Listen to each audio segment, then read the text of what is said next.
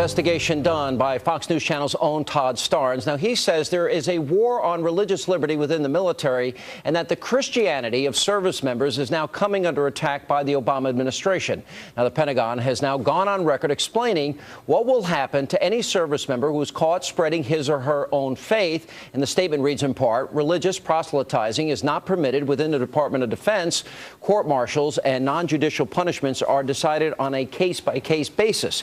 Here to explain the situation from Fox News Radio, Todd Starnes, Fox News contributor, Democratic strategist, Jacques DeGraaf. He didn't wear his minister's suit, which is totally unfair.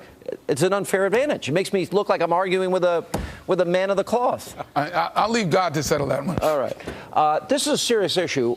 You did an investigation. You've been able to confirm it. Tell everybody the story. That's right, Sean. And in a nutshell, the Obama administration, under the Obama administration, we have seen a Christian cleansing of the United States military. Dozens and dozens of instances of Christianity under attack.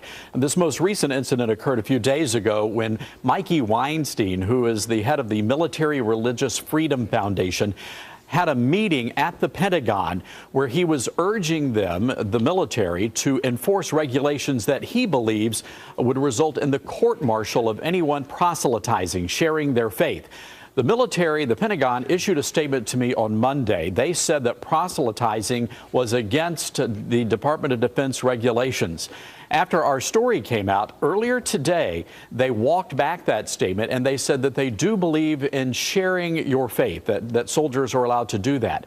But, Sean, we're getting new information from the Air Force. The Air Force today issued a statement to me, and I want to read this. They say that proselytizing, inducing someone to convert to one's faith, goes over the line. It is not allowed. So basically, we're getting conflicting information now from the military. But one thing is very clear, that under this administration, we have seen the Christian faith come under a significant attack. All right. Now, Weinstein is a controversial figure in and of himself.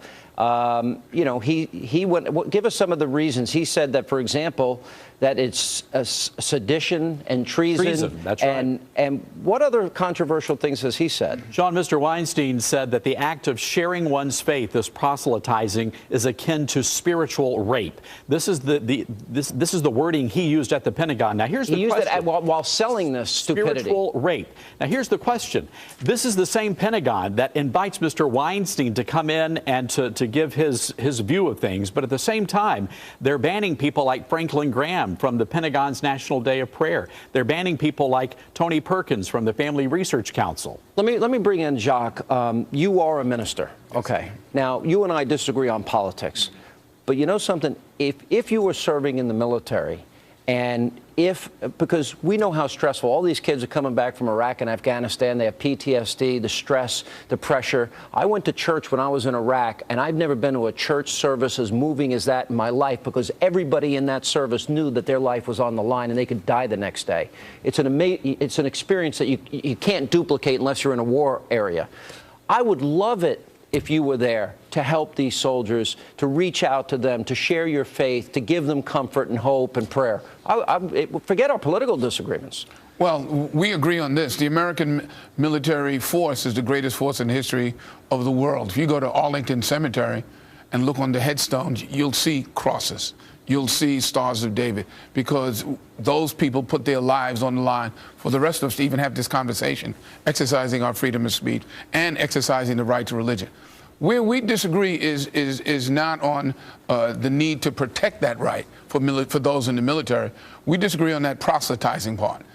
They should be allowed to share their faith, but no government employee is allowed to proselytize. So that's not news. So separation of state. But they're saying you can't even speak of your faith. No, they're not. Are they? No, they're not. That's an exaggeration. What they're telling us is one thing, but what's happening in reality is very different. Last year, an Air Force officer had a Bible on his desk.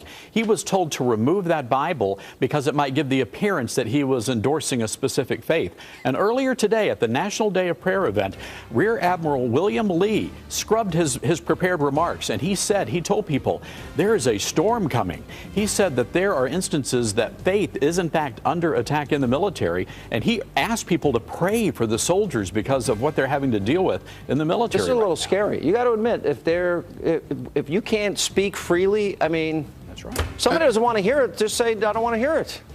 You know, the issue of a Bible on a desk by a military officer, to me, crosses the line. He's allowed Bible?